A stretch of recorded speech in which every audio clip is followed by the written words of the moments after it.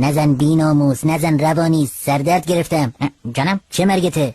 والا دنبال کرمن دیگه. کرم شخصا کاری کرده؟ نه خیر، قسم اینه که بخورمش. آخه پوفیوز این همه کرم رو زمینه، اد اون بدبخت این لا رو میخوای؟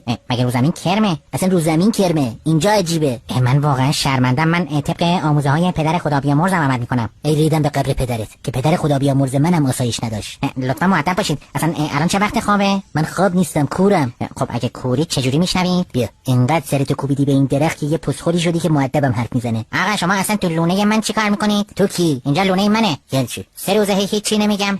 شما هم دیگه خیلی رو درواسی دارید.